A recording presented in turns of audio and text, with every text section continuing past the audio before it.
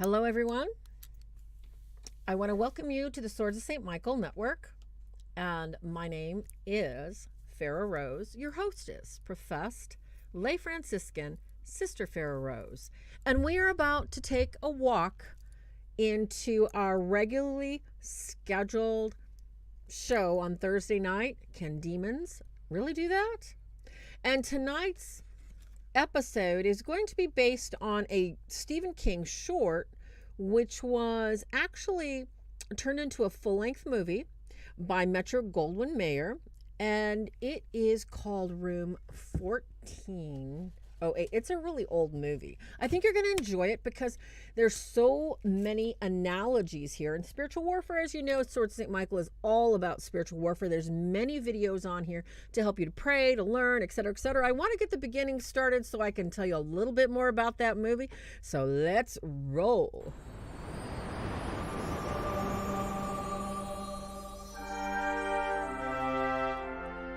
And back at the intro. I want to welcome everyone to live chat tonight. Thank you, Ashley, for getting it started off. Ashley already donated a super chat, which if you'd like to support the network, that would be a mega blessing to the many people that I do volunteer and I help for free all over. I'm continuing what was started by the Real Deals in helping with prayer, supernatural intervention, groups, medals, whatever they may need all over the world. Swords of St. Michael Network is a place where you can go to swordsofstmichael.org, find any kind of tools you may need, books, references, and all Catholic sources that you can use to fight the good fight. And also, if you need prayer implements, such as any kind of sacramentals you might want to pray with, you can go to prayersbythebead.com. As I said, tonight's show, we are going to focus on 1408. A 2007 psychological horror production. It was rated PG-13. I would recommend that if you have young children in the room, people that could possibly be traumatized by psychological trauma, demonic inferences, things of the nature that this is not a children's program, and I don't recommend anyone listen to it if they're under 18. It just is what it is. I don't even think mature 16-year-olds ought to be watching it, okay? So before we get going, before we get jumping into the explanation of what the movie is, I always want to pray us in. So I'm going to give us a Swords of St. Michael prayer. Or, actually, it's the St. Michael prayer, but I use it here. Hold on. In nome Patri et Filio et Spiritus Sancto, sicura in principio et nunc et semper et saecula saeculorum. Sancti Michael Arcangele, defende nos in prelio contra nequitiam and insidious diaboli esto presidium. Imperere Deus supplicis de peccamur tuque, princeps maletia celestis satana maliosque, spiritus malignos qui aberrationem animarum pervegantur in mundo divina virtute detrude. Amen. And here we are, back at the intro slide. I want to welcome everybody. This is live. And if you are hoping for boom, boom, boom information, this is not the boom, boom room, okay? This is the room where we get to talk, we get to chat. We're going to parse out the elements of this movie because like so much in our media, so much that we're exposed to every day, we're looking at symbols, we're looking at witchcraft symbols, we're looking at all those things. Oh, wow, thank you very much. I got a super chat. Thank you, Miss Athena. Thank you, thank you. I'm going to interrupt. I'm going to refer it over to like Athena super chat. Thank you so much. God bless you for helping Swords of St. Michael Network. And as always, I want to say hi to everyone in chat. I've got a couple moderators in chat, Lori and Sean. If you see the little icon next to them, you have a question, you can flag them and say, hey, I'd like to ask Farah a question about this, etc., etc. These movies are examples of the preternatural and supernatural, which was a question that was asked by me and I'd like to answer at the end of the show. If you have any questions, if I can't see them or if a moderator can't get to me, please copy and paste it at the end of the show. I will get to it. As always, I start this show with prayer, with you in mind to help arm you with supernatural weapons of knowledge and truth based on my Catholic catechism and my experience. I'm not an exorcist. I don't claim to be an expert. I don't claim to know it all. I claim to have a lot of experience, and I claim to have your spiritual warfare, your salvation, your baptism in mind to help you get through this life. This movie. Okay, 1408.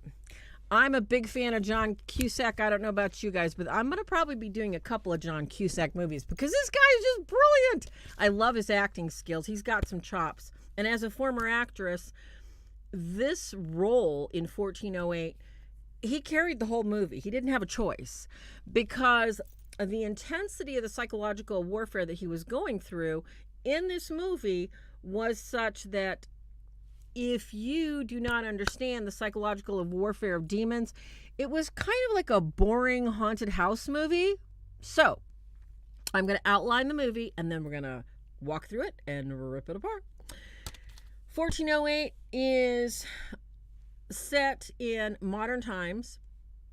John Cusack plays an author that is basically believes in nothing, searching for answers, and he is writing books debunking any kind of haunt in a hotel, in the bed and breakfasts, wherever they are promoting their ghost stories and other things. He wants to be there, write about it, so that he can prove that this stuff really exists.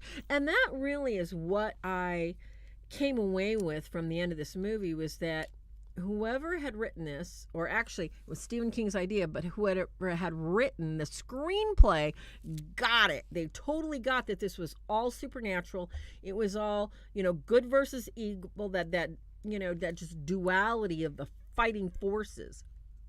So this author, in his lack of belief in anything, in his fight and his attempt to prove what he knows does not exist, comes up against something very malignant, very evil, and very dark in room 1408.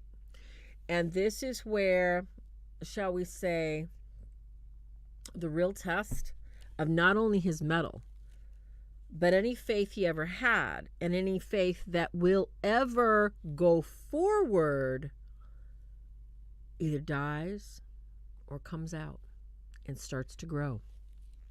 So, with that said, yes, can't help it. I'm a John Cusack fan. We're going to get to the slides, and I do have extra slides because this movie was just, when we talk about can demons do that, there's so many instances, and I was going so excited for the visuals. Like, hey, you guys, sorry, I am. Because this was well done. It was well done. So as we start with these little visuals here, I'm going to talk about them and get us into the movie. John Cusack, the author, the movie starts out, he enters into a bed and breakfast, meets a couple, and they're trying to force this idea that he's got to stay in the most haunted room. He enters, he goes, there's nothing haunted, he leaves. He's like, ho hum, another boring experience, because that's where we see John Cusack a lot, is that he's just, since he has no faith, no ground, he doesn't believe in anything. So what does he do? He's like, well, another day at the beach. I think I'm going to just go have some fun. So in the bottom here, I show this is how the movie begins. He needs a break from what he does. He wants to just be that Peter Pan, be that little boy that's out enjoying the surf, writing his books, contacting his agent, playing bigwig, playing like, oh yeah, I've got a life and I've got something and I'm important and just look at me go. So he hops into the surf because he's a surfer, and he's right at the top of a wave. Something distracts him. And this is what I found pretty interesting, that they started, with this whole wave that knocks him totally off and shows him from the water up. And for years, people that don't know me, I was sucked out to sea by the undertow. For years, I couldn't be around water because I'd literally have a panic attack going, I can't look at it. This scene was from the camera, looking up, is about the last thing you see before you drown. It just, lights out, darkness goes. He gets knocked out, spits out, He wakes up. Somebody's like, hey, man, you okay? He's fine. Gets up, go gets his mail. He's looking for his next conquest. And this is when he looks through his fan mail. He looks through all this stuff, and he gets a card that says Dolphin Motel. And on the back it said, do not enter room 1408. Okay? Hey from Australia! Hello, Sue. I'm sorry, but I have to say hi to everybody. Welcome, Sue. If you have any questions, put them all in caps. We've got a couple mods to help you. We're going to do questions at the end. This is just getting warmed up. The movie review is 1408, and this is very, very, very dark. He calls. As we see, he calls his agent. He wants to get into 1408, all right? He is excited. He hasn't been to the Dolphin Hotel, and he thinks, okay, Dolphin Hotel, another boring one. So he goes and he starts doing, in most major cities' libraries, you can look up histories of modern landmarks. So he's finding out there are some deaths associated with the Dolphin Motel, and that in itself, you know, that's not demonic. A lot of people think that, oh, because somebody died there, there's a portal. Oh, because somebody jumped out a window, there's evil. That's not necessarily true. Can demons do that? Can demons create a portal because somebody died? It's not a matter of demons creating the portal. It's a matter of the hatred, the rage, the human footprint of the anger and the hatred is like the scent of food for a cockroach. And once you have one smelling it, they're telling 2 friends and they're telling 500 friends. And pretty soon they're looking for more humans to tempt to rage. So this is not a portal per se. However, this is gangster rage. This is an opportunity for the lower ranked demons to attract and entice, so the higher ranked demons can literally pick them off. So I know there's a lot of interesting beliefs. Hello, Father Jamie, you made it. It's so good to see you. I was telling Father Jamie earlier, I was planning on doing the Conjuring 1 tonight, Annabelle, but that has to wait till next week. So if you're going to tune in, folks, 1408 is really good tonight, but Annabelle's going to be next week because I haven't done that one yet. So welcome, Father Jamie.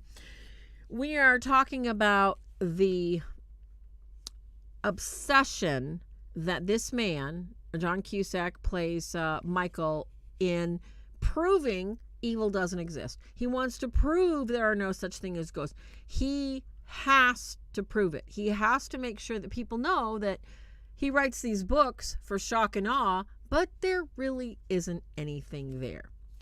So as he convinces his agent to get him booked in, they won't let him into the hotel room because it's off limits. And he argues, he says, you tell them you and I will sue if I can't have the room I want.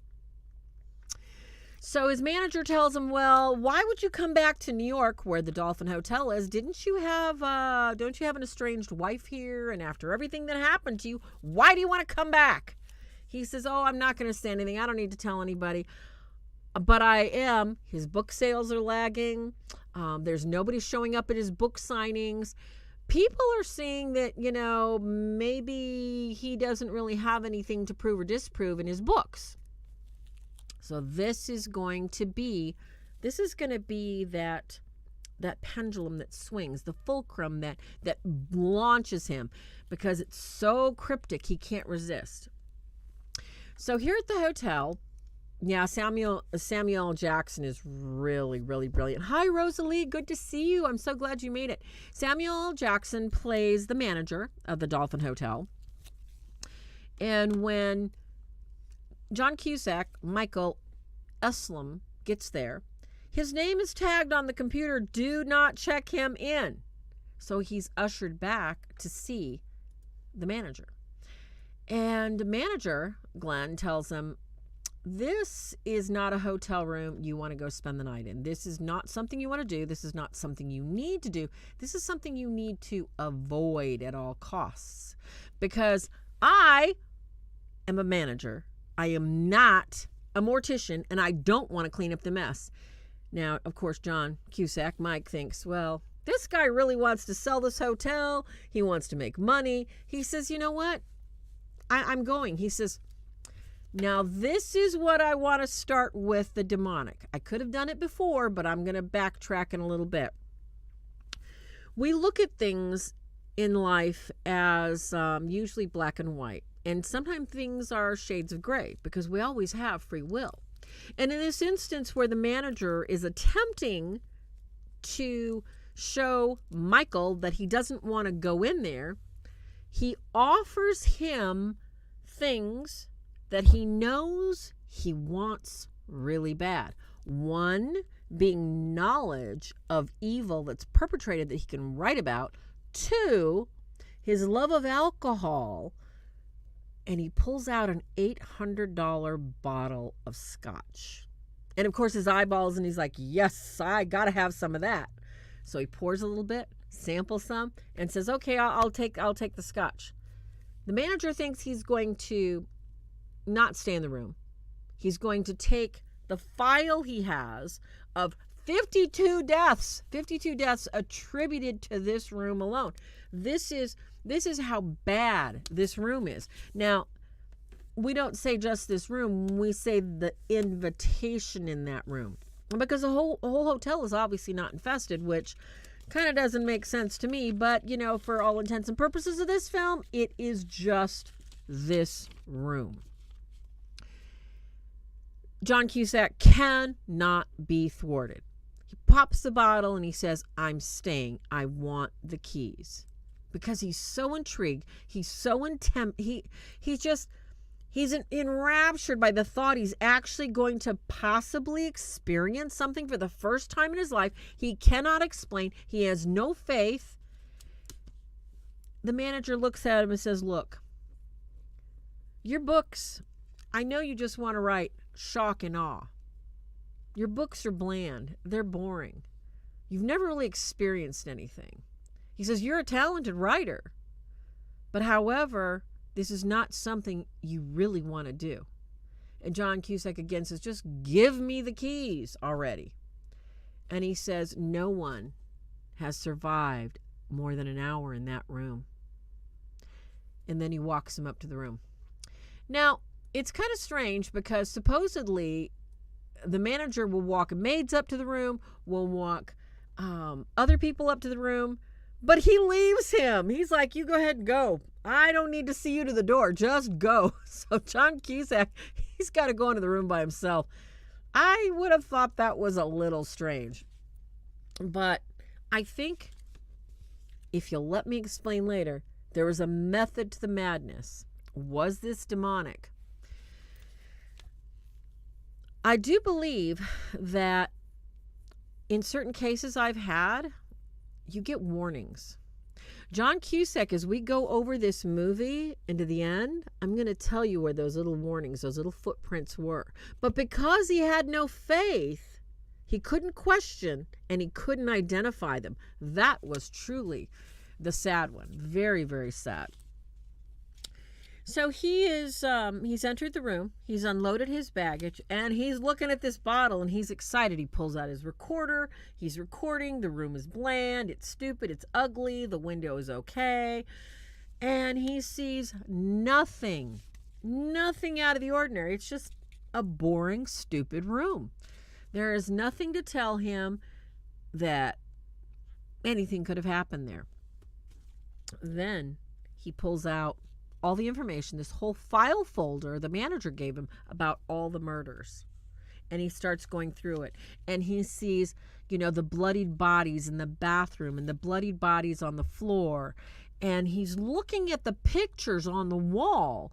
On one wall, there's this very, shall we say, a French provincial picture of women in antique clothing, dress, a young mother holding a baby in the background. This is important and germane to the movie because this is, when it comes to can demons do that, anything you see, say, or think can and will be used against you in an infestation. Demons can do that. So these two paintings, the other one is a beautiful picture of, it wasn't a schooner. It was probably, I would say, a 16th century ship with full masts and sails on the ocean. It was really, really lovely. And he's sitting there talking about it as if it's nothing, walking around, walks the window, looks out, turns to his bed, and there's chocolates on his pillow. Now, for me, I'd go for the chocolates. I'd be like, yeah, they brought me chocolates. He is trying to prove a point. He's like, how did somebody get in here and bring me chocolates? So he ran to the bathroom because the bathroom's huge, thinking, there's somebody in there. And guess what? He had pulled a piece of toilet paper off earlier to wipe his hands. Now, for all those of us that are familiar with a nice little hotel turn-down service, it's folded into a beautiful little triangle, folded over twice. It's so adorable. And he's mad. Who got in there? So he's running room to room and looking, and nobody's there. There's nobody there to say they ran in, they ran out, nothing. So I was like, okay, all right. So, maybe I'm imagining things. So he goes and picks up that bottle and has himself another sip. And there's a reason they call straight alcohol, grain alcohol, spirits. And I think that when we look at the influence, a lot of people argue that drinking is not Christian when, Jesus' first miracle was wine.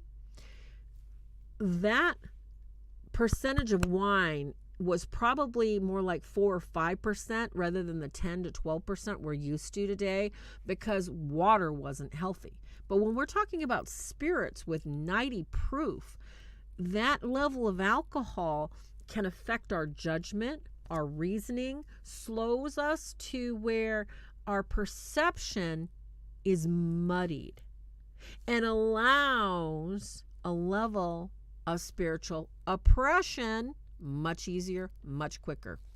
So I'm not telling you not to drink whiskey or alcohol, because I do occasionally. What I am saying is that you have to be very, very, very careful. Stay in a state of grace, peoples, okay? So he's sipping this alcohol, and he's trying to figure out where this could come from. Where does all this come from? And all of a sudden he realizes, he's hot. What's the first thing happens when you drink too much? You get all warm and hot and bothered. So he's thinking, well, maybe it's the alcohol. I'll have another sip of alcohol. He goes and looks at the furnace, and the furnace is set to 82. So he starts taking off his clothes, and he's realizing he's just really, really hot. Picks up his recorder, says, hotel rooms are creepy. Can demons do that? Of course they can do that. I did neglect to mention to you that when the manager warned him that there was no key card, it was a hand key, that electronics rarely work in this room. So this heater, the radio, would probably be problematic, including his computer. Can demons do that? Oh boy, do they. Sadly, a lot of people think that this is a major demon messing with you because your telephone's not working, or maybe your lights are flickering. This doesn't mean those are minor demons. These are usually the low-level cockroaches that are saying, hello, hello, can we come in? And when we give them that sort of attention, they're just like little toddlers. Oh, you're paying attention to me. Let me do more. This is a big reason why I tell everyone, if you think something is not right, listen to it, bless it, bind it away from you, use your holy water, turn away, laugh at it. The devil hates being laughed at, and so do his minions. In this instance, he's freaking out. He's on a freak out. So he's calling downstairs saying, hey, my thermostat's broken. And we have this interesting canned voice that says, well, thank you very much. We will send somebody up right away. So he's waiting for somebody because he truly believes that there's something wrong with the thermostat. He's going to be fine. He's going to relax. He's going to enjoy his booze. Knock, knock, knock. Boop, boop, boop. The repairman comes in, and guess what? He won't enter. He's like, heck no, I'll stay here. You stay there. This is a repair guy. He's like, I don't care what you think. I don't care what you say. I'm not going in that room. He says, I'm frying in here. I gotta, I can't relax. So he says, pull the cover off, tap on it. It'll be fine. So John Cusack turns around, taps on it, and it works just fine. And he turns around and says, hey, let me give you a tip. Poof, disappeared. Just like a cloud of dust. Is that demonic? Not necessarily. Could it be demonic? Well, looking at the, shall we say, the level of expense that the Dolphin Hotel went to present all its employees downstairs in button-down jackets. They had a very, very strict outfit. And then you see the repairman in these kind of dingy overalls. I thought there was something wrong about this. So this very well could have been his first real experience with the preternatural. Could have been. Very well could have been. We don't know. So in the instance of the repairman, yeah, definitely could have been demonic. So he's got nothing to do. Let's just open the window. We can't get rid of the heat. Let's just open that window because I'm hot. I'm bothered. So he goes to open. Huge window, leans outside. And all of a sudden, boom, the radio comes on. Now, okay, if you're going to blast something on the radio in an old hotel, would you blast the Carpenters? It's Only Just Begun? For whatever reason, the era kind of didn't seem right to me, but however, in the inference, We've Only Just Begun, the radio starts flashing 60 minutes. He can't stand that. Okay? So he goes over and he tries to breathe out the window and he can't hear anything. There's no sound outside. There is nothing. You can't even hear that. And then he turns around and sees the light flashing, and then all of a sudden it's blaring. He yanks it out. He says, forget it. I'm not going to listen to this. He was convinced that, maybe his ears had a flash, something had affected him. Now, is this demonic? Let's look at the situation that he's going through. He's in a strange hotel. The radio's going off, playing music not even from the time era, probably 20, 30 years before. And he can't cool down because it's so hot, even though his thermostat is supposedly fixed by just kind of tapping on it. Yes, this could be demonic. Does it mean it's demonic? No, not necessarily. So let's dive in. So he's wrestling with this music. He's wrestling with why he's here, what's going on. He's not sure what he's sensing. He goes to the bottle and he's continuing just to sip. He's, about a quarter way through this bottle because he loves it, for one. Two, he wants to make sure he records and says whatever's going on, such as, the radio's coming on, it's flashing 60 minutes, the minutes are counting down, I've unplugged it. He says, I get it. There's something going on here, but I don't know what. So he unpacks this wonderful blue wand to look for what? Blood. And he's wanding the entire room thinking, I'm going to find out what's going on here. I'm going to find out who is here. I'm going to find out what's going on. Okay? And he's seeing blood in the bathroom where it wasn't cleaned off. Blood up against the walls. Blood everywhere. Okay? So we got blood going on. Okay? I know, right, Athena? It is a Twilight Zone. He has totally lost it. Okay? Boom, the radio goes off again, and he's sitting right in the window, and his hands are there, smack, right down on his hands. Now he's in total freak out mode. He's just, he's absolutely whining, crying, got to get to the bathroom, got to rinse off his hand. His hand's bloody. And guess what happens? The water goes from cold to hot. Absolutely frying his hand, burning his hand. So he's picking up the phone. He's like, hey, get me out of here. You got to let me out of here. Nothing's working. I just cut my hand. And she's like, well, sorry about that. We'll let you know what's going on. Just totally ignores him, talks about something else, and he slams on the phone. Radio comes on again. He's shaking the phone, throwing it on the bed. He wants out. He's determined he's getting out. So he goes to the front door, won't open, and he grabs a letter opener, breaks it off in the doorway, and the knob comes off.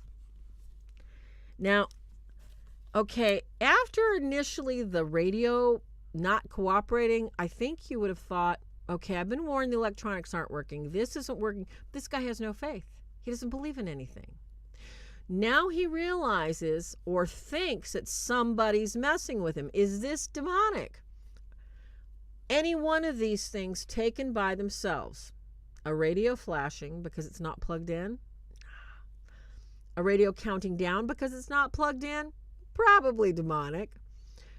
The window crashing at the opportune time, not by itself, possibly with everything else that had happened. Welcome, Bernard, to chat. Oh, Edgar, it's so good to see you. We're just getting to the psychological move and groove stuff. It's so good. So he can't get out. He's broken everything off in the door. The door is, there's just no way. So he has wrapped his hand and goes out to the window. And in this instance, across the way, it's like he's looking at a mirror image of this guy sitting there and smoking a cigarette. Okay? And he's like, oh my gosh, there's somebody over there. So he's waving frantically, help me, help me, help me. And he's looking at the guy. And the guy is doing the same exact thing. It's like they're mirror images in the mirror. And he stops, turns his head. The guy stops, turns his head. And then he puts a hand up. The guy puts his hand up. It was like a comic book parody. And I'm like, okay, what's going on here in the movie? The movie was seeking to establish that the demonic can take anything that it has witnessed in your mind and can replicate it. So you think that you're seeing this, but you're not. It'll fade in an instant. He is on the point of freaking out. Absolutely. He realizes that's just an image across. He's not even hearing him.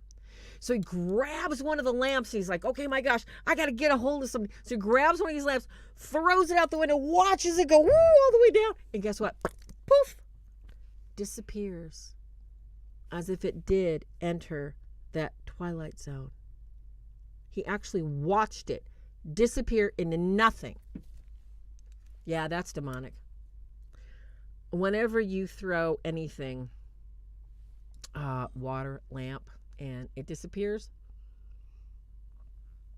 none of our guardian angels would have any reason to give us a fright, make us worry, make us upset like this, to this extent.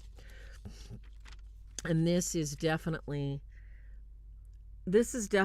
it's beginning to push him over the edge. So he goes to have another drink because that's what he knows. He knows he has one cigarette behind his ear. He knows he has this full bottle of alcohol. He usually goes to the minibar to have it. And basically, yeah, exactly, Sean Marie. It's most demons are all about narcissism.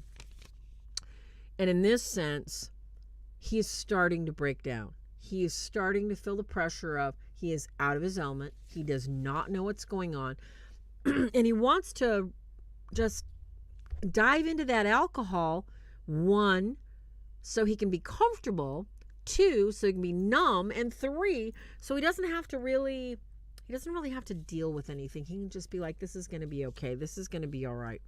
So as he reaches for another sip, the television comes on. And as this television comes on, he sees from his wife that he left there in New York and he's estranged from, a video of her Lily, and his daughter Katie in happier times. And he puts his hand right up there, right up there, right up there. And he can almost touch her. And she looks at him and says, Daddy? Daddy? And then, boom, fade to gray. The sad thing about this psychological torture of this man is that, yes, this can be demonic. If you're having a nightmare, this can be organic in nature if you're having this sort of nightmare because of stress, worry, lack of sleep, tortured conscience from not doing the right thing. This is not definitely demonic, except in the instance where they are layering one on top of another. And that's why I was saying this movie, the psychological torture is so very demonic.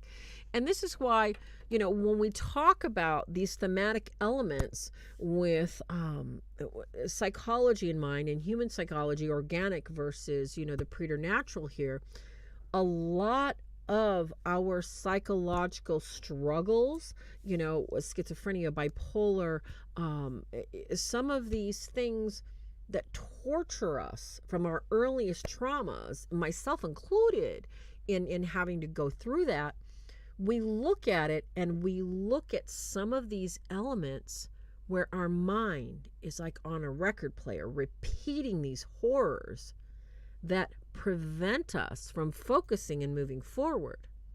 So all the demonic is doing in this instance here is finding which record to put the needle on to distract him and move him like a chess piece. And when you are not baptized, when you do not have faith, or you have fallen away from the faith, or you fall into mortal and grave sin, guess what? You get played like a 45 on a 78 at any time. It's what we allow in. Onward and upward.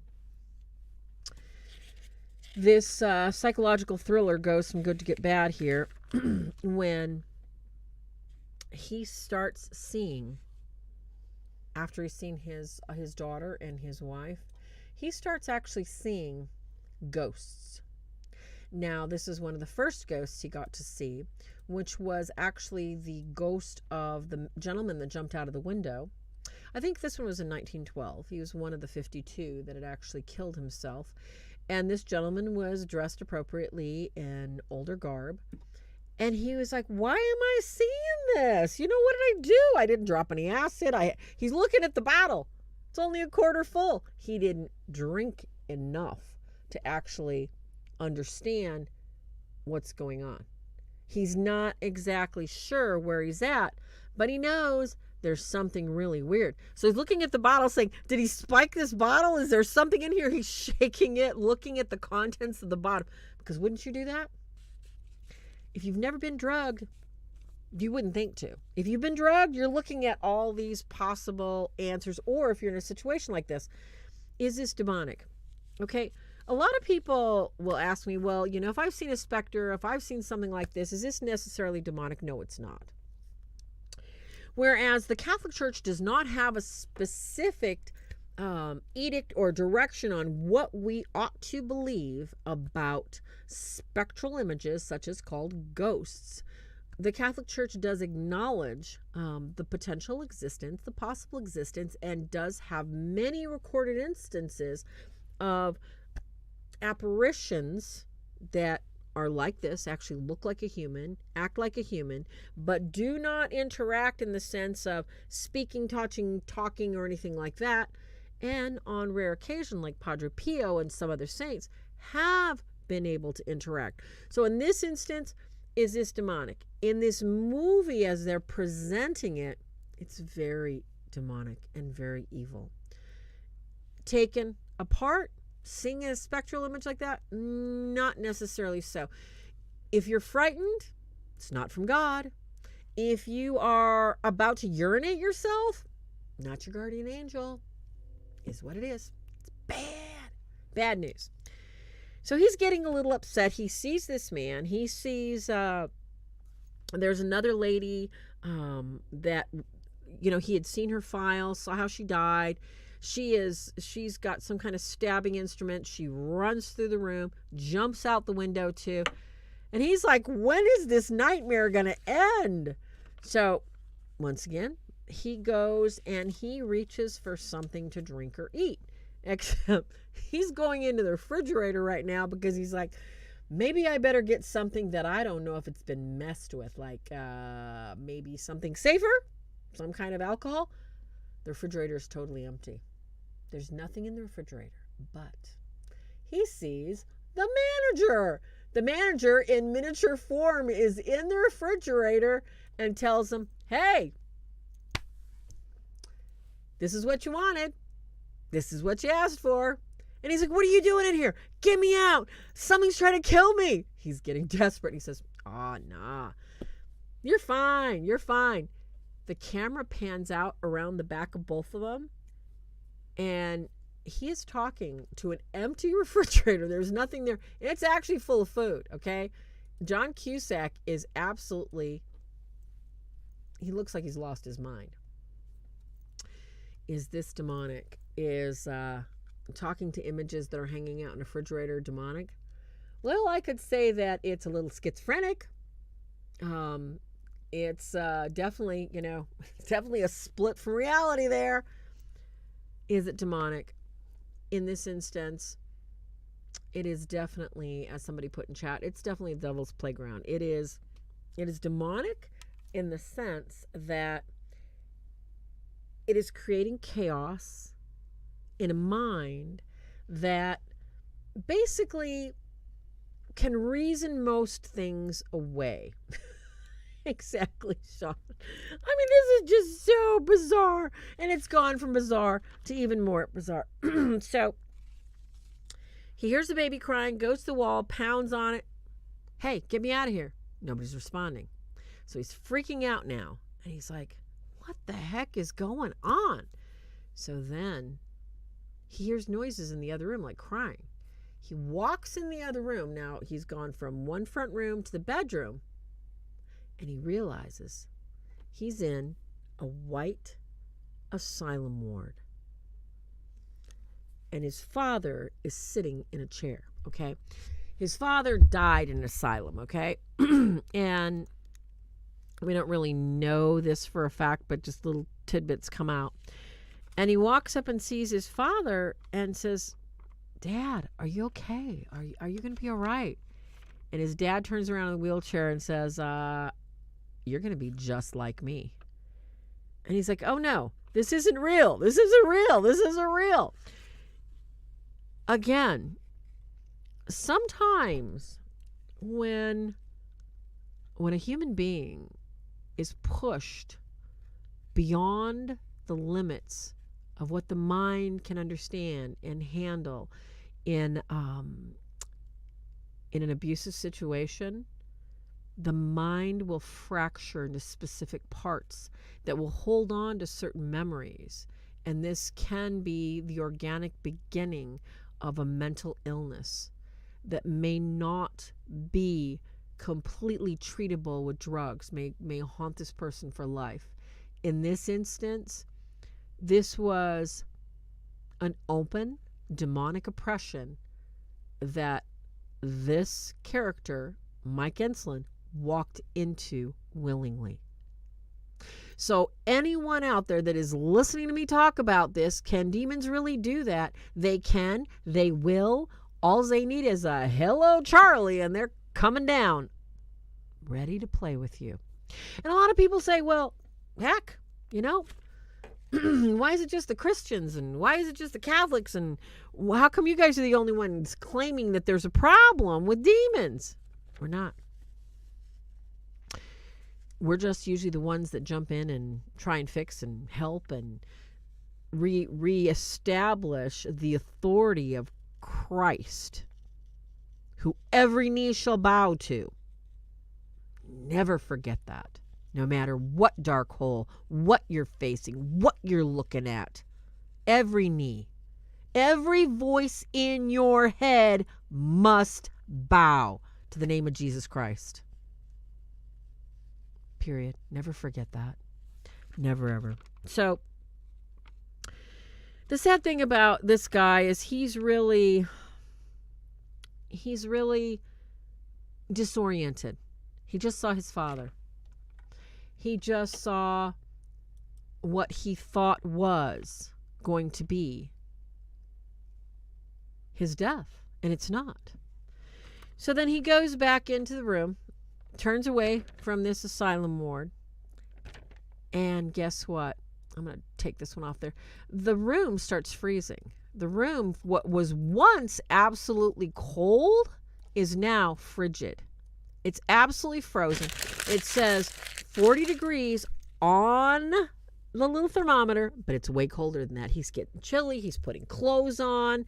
Now, a lot of people tell me that, well, gosh, isn't that just like a fact of life that, ghosts and the supernatural and the preternatural, everything like that can just change temperatures? No. Ghosts don't need to change temperatures. Demons don't need to change temperatures, but they do. Demons will mess with you. Ghosts and apparitions and stuff like that, spectral images, they're kind of, shall we just say, they're non-chaos creators. They're not going to go, well, tonight's going to be in the Bahamas. Tomorrow you're going to sleep in the North Pole. They don't do that. Whereas the demonic will play with temperatures to make you think, ooh, you're experiencing something wonderful. You're experiencing a specter. Sadly, demons are the biggest liars, and they get people to believe them all the time. So he's fighting with this freezing temperature, and he's grabbing his microphone, and he's like, the temperature's dropping. I've got to get help. I don't know what's going on. So he hits the play button, okay, and listens to what he recorded a minute ago while he's sitting there shivering, and it's getting colder and colder and colder, and he listens to somebody say, strangely, there is no window in this room. And he's looking around, and there's no window. He's like, where happened to the window? These demons are messing with his mind big time. No window. Window's gone. He walks over and sees the curtains back, and there's one image on the wall that says, burn me alive. He is about in shock. And this is where he decides, I better, they're not helping me at the front desk. So he's trying to get a hold of his wife. He gets a hold of his wife on the computer, and the whole room starts glowing red and getting colder. And she says, hey, how you doing? And he's like, something's trying to get me. She says, well, yeah, that's what you do. You go to hotels and something's trying to get you. He says, no, you don't understand. Something's trying to kill me. You gotta call the cops. You gotta help me. You gotta do something. And she's like, yeah, right. What is this? Where are you at? She says, I'm in New York. She says, you're where? He says, I'm in New York. He says, you didn't think to stop and say hello? She hasn't seen him in months, possibly a year, since, their daughter died. So she's like, why are you calling me? You left me. You abandoned me. He's like, I need help. And she says, okay, all right, well, I'll see what I can do. Would you like me to come over? And he's like, yeah. And then he turns and looks at the clock, and he doesn't have a lot of time on the clock. He's like, no. Yeah, I don't know. They get disconnected. The sprinklers go off. He's soaking wet. He's freezing. The sprinklers off. This goes from one horror show to the next. And in that sense, in a way, I felt that they drew this out a little bit much. They drew the movie out. But I think it was drawn out basically because, they needed to show the depth that he was going through in his madness. And that's why I was talking and aligning the parallels between organic madness that does happen and can be organically based, not just trauma based. It can be organically based where the mind does and can go haywire. But it's also here in this instance where, the demonic will actually find certain parts of our minds and will layer it like an onion and then expose it all. It's kind of strange that they show some of the thematic elements to show his absolute losing all of his marbles over stuff that happened in the past. Very similar to a traumatized victim that is currently oppressed or obsessed or potentially on the way to being possessed would have a history of such volatile and horrible events that shape and shift the emotional dynamic of safety and security in our minds. And this is what demons go after. If we cannot come to terms with forgiveness, if we cannot come to terms with our expectations of others and the demands that they must treat us in a certain way, if we don't come to terms with that and we hold on to injustices and we hold on to persecutions and we hold on to these things, and this is really, really difficult. So many caregivers struggle to help people even remember, much less let go of things. This is why we have faith. This is why we have God. This is why we offer up our crosses, because we cannot bear them alone. There's no way we can. Jesus promised we'd have a paraclete. We'd have the Holy Spirit. Never forget to lean on him. And in this sense, Mike did not. He had no faith. He had nothing. He had absolutely nothing but himself to lean on. And in that sense, he was lost. He was lost as far as his ability to reason, his ability to make sense of his environment, his ability to even believe that this sort of thing could exist. So once this starts happening and the room starts cracking and getting super cold and he gets so disoriented and realizes that he's lost. He starts screaming, "Okay, God, okay, you win." And he goes to grab the Bible. At the beginning of this movie, we had seen he'd opened the door, found the Bible, I think it was Corinthians, I don't remember. He picks up the Bible, he says, "Jesus, God, you win," opens it up, page after page of nothing. The reason why I point this out is twofold. Don't ever think that because you have a Bible handy or you have your prayers, on your Laudate app or whatever app you use, Auxilium Christianorum, don't ever think that for 1 minute, if you're in a situation and you're being oppressed, that the devil cannot erase or put a block so that you can't read what you need to read. This is why all we need to know is the name of Jesus to start with. Jesus, have mercy on me, a sinner. If you can think of the name of Jesus, you can fight anything in your mind. All right? I guarantee you that. And it's not easy to remember. How do we remember all our prayers? How do we remember to say the rosary? How do we remember these things? Never forget. There are other ways to find prayer. So this guy's, he's lost it. He's just totally lost it.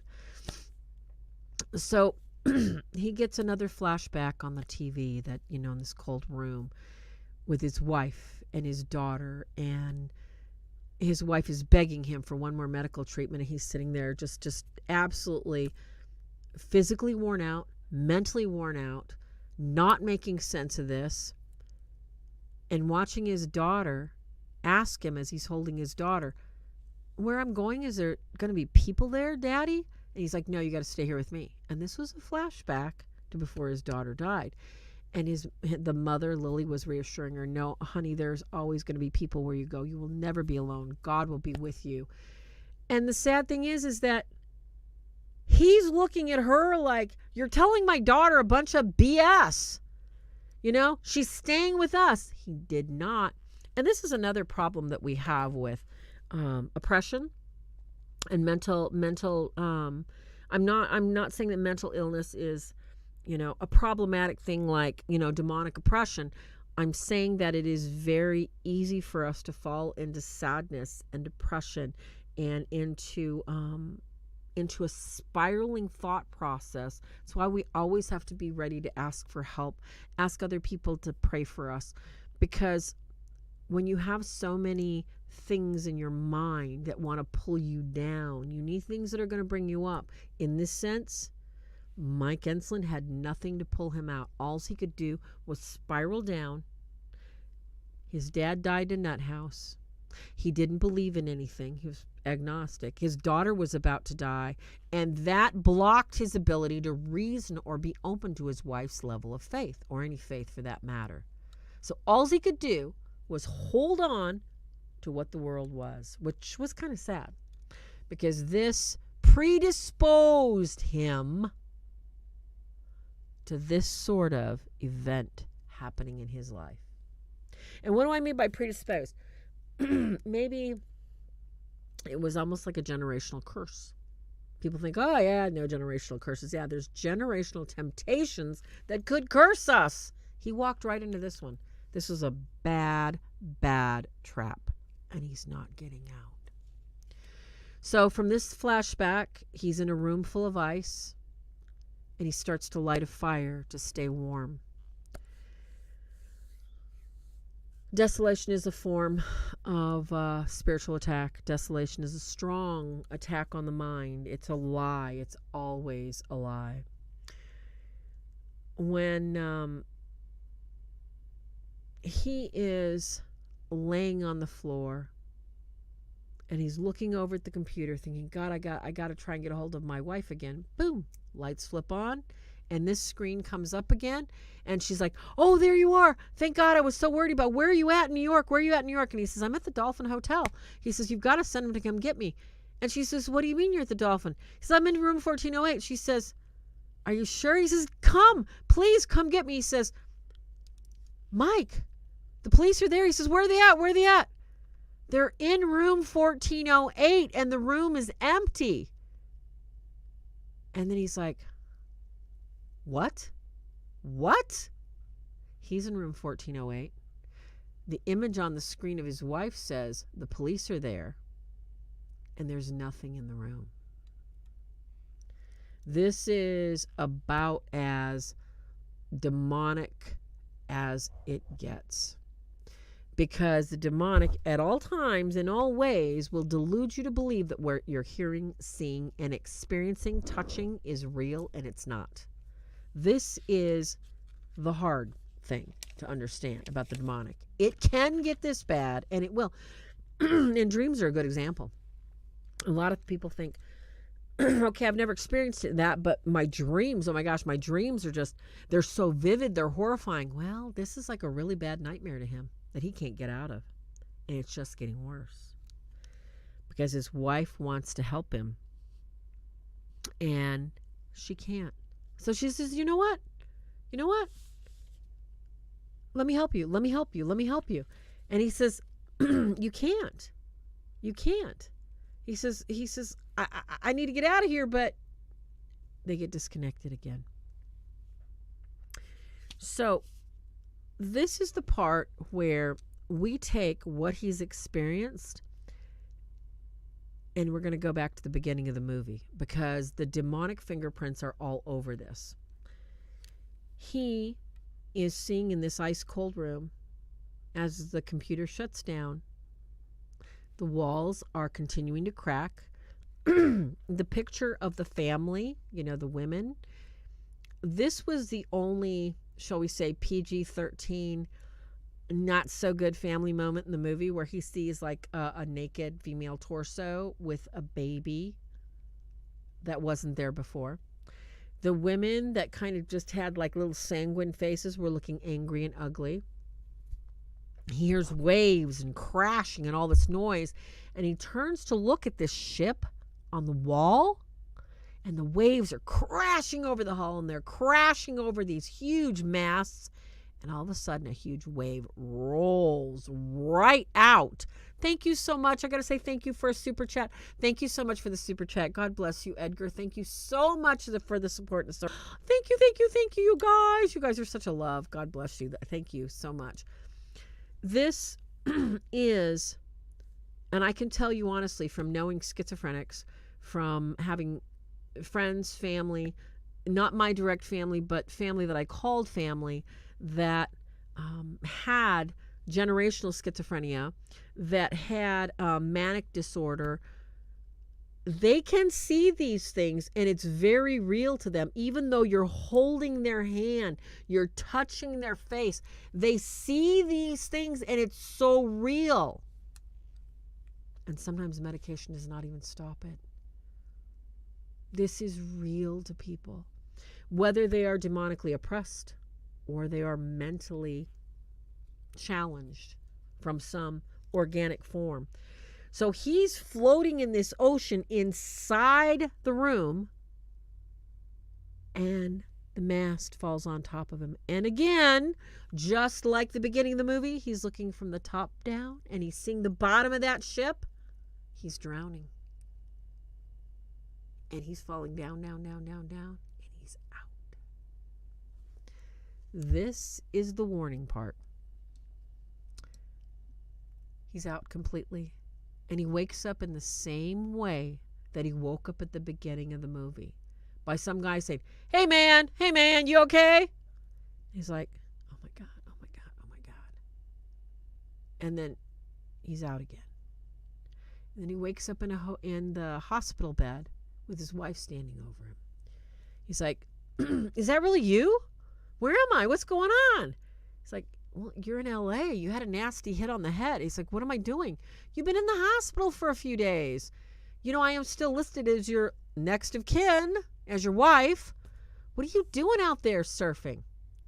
So the movie takes him from being in the room to being back in that ocean again.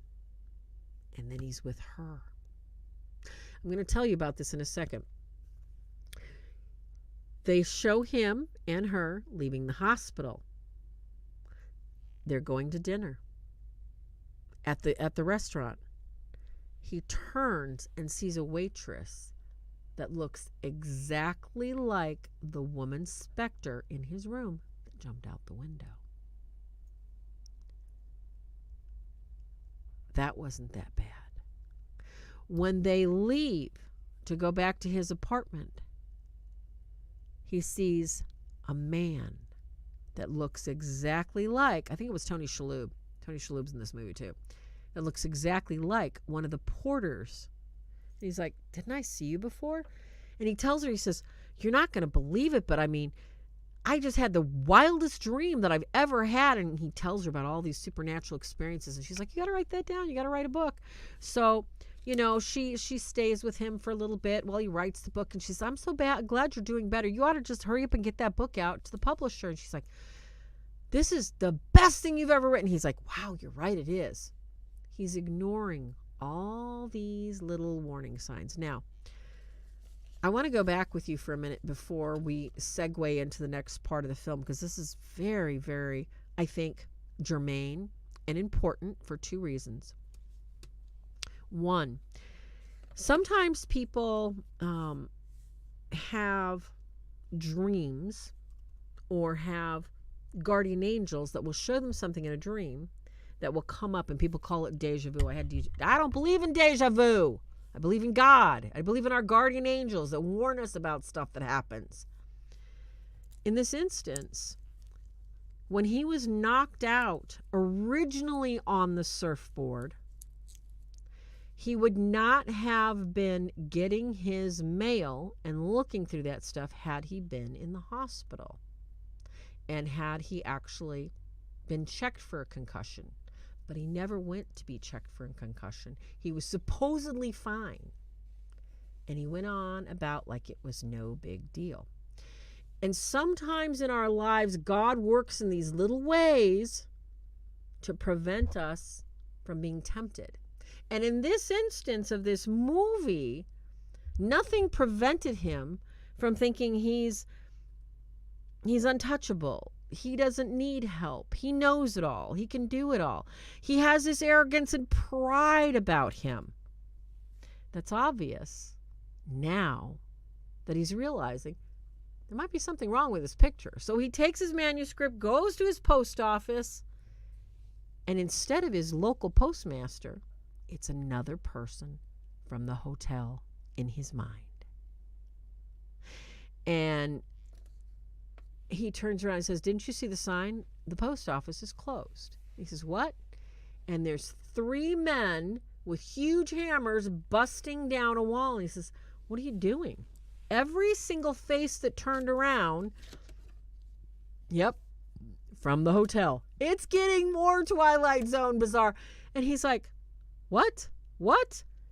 And as the lamp disappeared when he threw it out the window, as the wall comes down, this is how he finds himself back in the hotel room.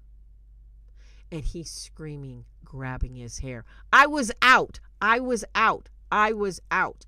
And let me tell you something. From the ritual abuse victims that I've known and I've talked to, this is how they segue from a memory. This didn't happen. I was out. I was out.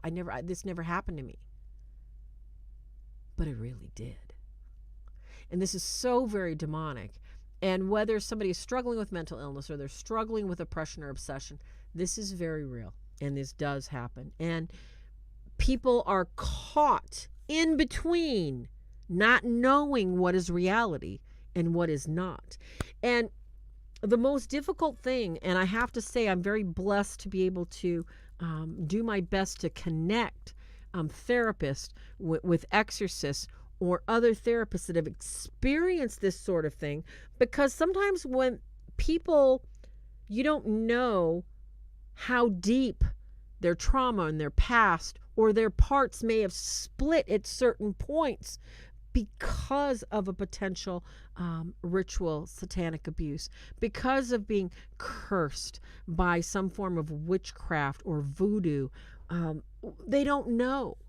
And our therapists aren't really trained to know. They're trained to help our physical body and our mind. So we can't blame them that they can't dig in deeper. This is why we have God and we have faith and we have the blessing of the Holy Spirit and the grace that just flows from the throne of God. We never discount that to help us. And in this instance with this man, oh boy, it just gets worse and worse with him. He's back in the room after the whole postal event. This is the post office guy that was from the actual post office that was closed. Now his room that he's in is devastated, and the room is absolute, just pitch black ugliness. It's absolute ugliness. The level of devastation and destruction in the room, he's lost. And he goes and he walks across and he sees another room. And he sees his little girl. And she's like, "Daddy, where am I, Daddy?" He's like, "Honey, I don't know. I don't know where you're at." He's like, come here. You're with me. We'll be okay. He's like, "Can you stay with me, Daddy? Daddy, don't you love me?" His mind is so fractured at this point, he doesn't know what he's seeing, but he knows his little girl's in his arms. And he is missing her so bad. See, Madden just pointed out there's a couple different endings to this movie, but I'm only going into the one that was released.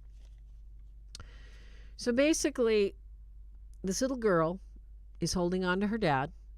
She dies in his arms, and she crumbles into ash. Just crumbles. And he doesn't know what's going on. He turns, he sees his headstone, his daughter's headstone. He could be dying here. He doesn't know what's going on. This is the chaos and the chaos world of the oppressed, the possessed, and the demonized. You don't know which end is up because you're not going to be allowed. And only sometimes the people that are around you can give you that solid base of knowing Nope, that didn't happen. Or maybe that happened, and maybe you did experience it, but that's not what is real. So as his daughter crumbles and turns to dust, bam, the radio comes back on again. We've only just begun. But there's only a few minutes left. He's like looking at it, and he's in shock, and he's looking at the room, and it's devastated. His daughter is laying there just in a pile of ash, a pile of rubble. He is so confused. He doesn't know which way to walk. He doesn't know what to do. And the phone rings. He looks at the phone, and he picks it up, and he says, "Thank you, Mr. Eslam. It has been so nice serving you here. Now, you qualify for our express checkout." And he says, "Why don't you just kill me already?" He's like, "Oh, no, Mr. Eslam. Everyone here has free will." And then, ding, he sees a noose.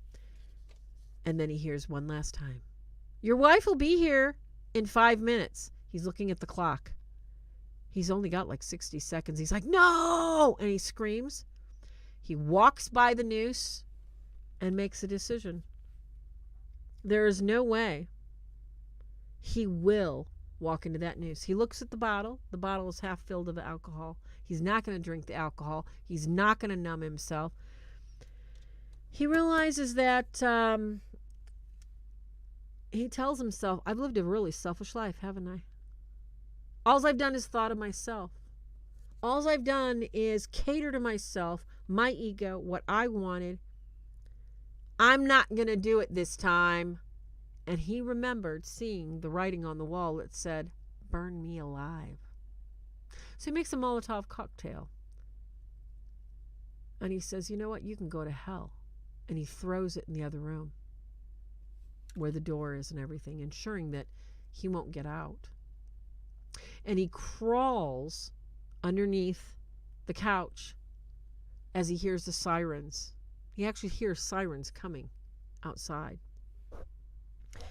And he doesn't know if he's going to make it out alive. This is an interesting way. This was very demonic all the way through it. His wife is pulling up and among the crowd as the blasts are coming out of windows next to him, because the alcohol, of course, blasted everything. He is found by the local PD, NYPD, that ran up to get him. And he's grabbing him saying, "It's evil. It's evil. Don't go in that room," because they literally carried him out. It was really, yes, he really did surf, Anne. He really did surf. I'll tell you about that in a minute. So he's rescued. His wife gets him. And as he's rescued, the interesting thing that this movie shows, and this is what I think this whole thing was a setup to begin with, is this manager here. All right? He is shown sipping this wonderful 800-year-old scotch, saying, "Good job, Mr. Eslam. Good job." And the only thing that we can deduce is that in all of the wreckage that he was exposed to, in all of his lack of faith, in all of his torturous memories, in everything that he did to his wife and everybody else that he knew, he still chose the better part. He chose not to kill himself. He chose not to end his life. He resisted the ultimate temptation that the devil would throw at any oppressed victim that they chose, at any low level of faith. Just die. Nobody cares. Nobody wants you. You have nothing to live for. The lie that we are worthless, that's so demonic and goes against every divine atom in our body that the Holy Spirit puts in us and tells us, "Hey, you're loved. You got a place. This isn't your home. Hang tough." He resisted it. In that sense, yes, he did have a guardian angel. He believed that his daughter and Lily saved him. He didn't quite know if his daughter, Katie, was real or not. He didn't know. He just knew that he was safe, he was saved, and he had a second chance with his wife. And that's all he really wanted, was he just wanted that love again. So they decided, no more supernatural, no more preternatural, it's all done. And she told him, she says, for some reason, all of your stuff that he brought from California back to New York to be in the hotel smells like smoke. We need to get rid of it. And he's like, we'll just throw it away. And he comes across the tape recorder. The burnt tape recorder that we saw, that was kind of melted and molded by the fire to the little tape. And he hits the tape to play the tape, and he starts listening to it and kind of fast forwards through. There's no window here. There's no one answering my calls. All along, everything he experienced was a lie. On the tape was what had really happened. But what he perceived and touched never happened. All a demonic delusion. The whole thing. A total delusion by demons. And then, as his wife's putting away stuff, they hear the little voice of his daughter. Daddy, it's okay. Daddy, I love you. And that's where the wife drops the box and they're like, whoa! Was she really there? And that's how they end this movie. Was she really there? We don't know. There are alternate endings to this movie, as people have pointed out. There's other movies, or there's other endings. And personally, I wasn't really worried about watching the other ending, because this was so well layered with all the demonic delusions layered to destroy him, where he had the most love, the most to lose, and the most to be tempted by. So it was, the way it ended, it left it open as to whether his daughter could have been demonic or an angel. But the way they laid it out was she was real, and Katie was there all along as a little angel from heaven. But, we don't turn into angels. But as the voice of his guardian angel to reassure him that, hey, you're going to be okay. You're going to get out of this. Devil can't take you now. Now, what I wanted to go back and talk about, here, because, did he really surf? He did surf. Not only did he surf, but he was like, this was his downtime. This being on the beach was absolutely the opposite of his life in New York. And so he was used to just being by himself and doing what he wanted and handling his own needs and pleasures and everything else. So if anybody has questions about the movie or about any of the concepts, I would encourage you to put them in now, because we've gone slightly over than my hour, and I've got a question from Edgar that I'd like to answer. I want to thank you all for being here. I'm hoping you give this a thumbs up. You can share this video if you got something out of it. Please subscribe. And if you're new, don't forget, hit that bell for notifications so you know when I'm going to be doing another video just like this or others. And if you have suggestions, put them down in the comments. So I've got a question from chat. Do demons handpick targets or easy ones? Now, this is a two-part question here. Because do demons handpick us, or do they pick out the easy targets? One, there are some writings and some saints that believe that just as we have a guardian angel, we have an oppressing demon, a lower level, not higher level, that will tempt us and bother us and everything else. Thank you so much, Father Jamie. God bless you. I'm sorry your battery's about to die. God bless your day. God bless your night. Please offer prayers for us in this channel. Thank you. I need some beach too. Take me, Father. God bless you. So to answer your question, Edgar, about this because this is pretty important. When we look at how demons actually work,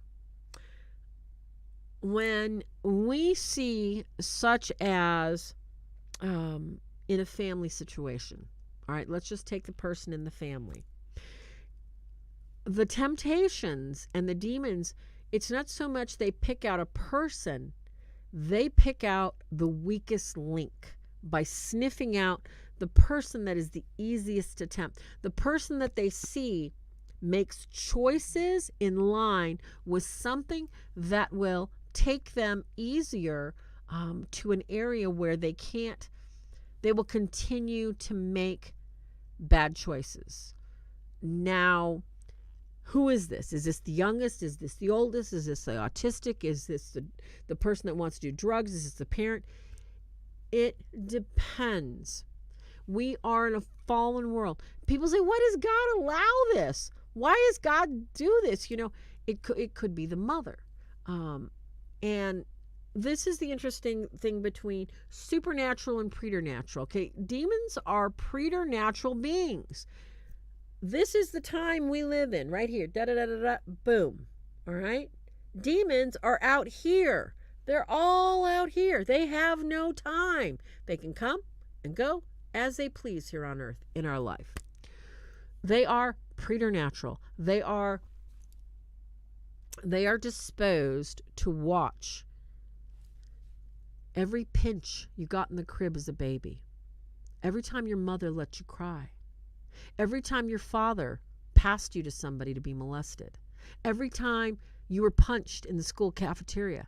They record every single instance of your life that could tell them you are predisposed to pain, hurt. You need a lie. You need to feel secure. You need knowledge that'll make you feel powerful.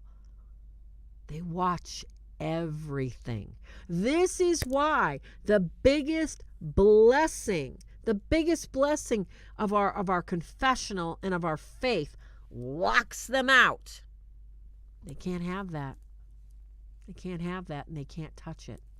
So, do demons pick a target? They target every single one of us. Do demons specifically separate a target? Yes. Because in the area of temptation, you can have 2 people, 3 people, 5 people, 10 people living in a house, and one person may be oppressed and not another person is exposed to it. Or the other people that are exposed to it may think that that person has a mental illness or that person is showing erratic behavior, further outlining the fact that that person can't be trusted and will leave them open to more demonic oppression. So there is no such thing as an easy target. It's more like a willing target. They look for willing targets because they'll target anybody at any time. They got to practice sometime, and practice they will. So next question. Demons pick empathetic people and easy at first. Actually, I want to add to that, Sean Marie. It's not that demons pick empathetic people. Demons see people that empathize and identify with other human emotion as weaklings, because demons are classic malignant narcissists, sadistic narcissists. And people that allow the goodness inside of them to flow and to feel and to embrace, they see that as easy pickings. I'm going to go get me some of that. I'm going to tempt. So they see it as a temptation to get them away from what they know and love to something evil and horrible. And the last question, aren't Catholics more of a target because of our relationship with God? No. We're not the only ones that have relationships with God. I know Native Americans that have better relationships with God than some Catholics I know. I know of people that are affiliated with no faith whatsoever and have better relationships with God than some people that I know that go to church all the time. Our relationship with God and Christ does not predispose us to being a target. What predisposes us to being a target is A, nurture versus nature. B, the generational temptations that we have. All you have to do is look at your mom's family, your dad's family, your uncles, your aunts. What happened? Were they alcoholics? Were they schizophrenic? Did they leave their families? Were they arrested? Look at the grave, grievous sins that follow that family line, and you will find where the demons will be looking to trip you up. Look at what you covet, and you will find the skeletal closet that they'll crawl out of. And yes, Edgar points out a very, very good point. They are attracted to our wounds. Our wounds are sources of, it's almost like a shark bait. Our wounds are shark bait. And our wounds are, like I said, they're like food to cockroaches. Basically because when demons sense there's an area that we're sad, we're frightened, we're fearful of, they hone right into our minds and start that psychological warfare. They start on our fears. They start on things that we can't face, we can't do. We're so locked into our own minds, our own areas of, shall I say, dysfunction and neuroses, because these wounds create that. So we have to be very, very cognizant of God's healing grace. We have to be aware that whatever we have experienced does not define us. It is our choice to focus on it as something that destroys us, or something that God can help us carry that crossbeam and offer it up and put the seal of God's mercy and the confessional around it, so that the demons can't come and tempt us into the horrors and pains of being worried and nervous and neurotic, etc., etc. So we have to remember that in all this, God's grace covers all. We also want to remember, as always, that the battle's already been won, everyone. And hopefully Swords of St. Michael here is help you winning your own fight in healing, deliverance, and exorcism, so that you can win the fight and do it right. Don't forget, we've got lots of other videos on this channel for you to learn, get some information from, lots of resources on swordsofstmichael.org, so that you can find books, prayers, whatever you may need to bind away the situation that you're in. Never forget the battle's been won. Never forget God's grace conquers all. Never forget there's a reason for your baptism to begin your walk in Christ. If you need any help, please post it below. Give this a thumbs up, a like, so it'll go up in the algorithm. Thank you all for joining me. Thank you all so very much. Thank you so much for everything, all your support, being here, your comments you leave later, and of course the super chats. I also have a Patreon link below if you want to support me on Patreon, or just make a donation so I can buy some stamps. God bless you. Take care. And last but not least, thank you. God bless you, Sean. Our wrestling is not against flesh and blood, but against principalities and powers, against the rulers of the world of this darkness, against the spirits of wickedness in the high places. God bless you. God keep you.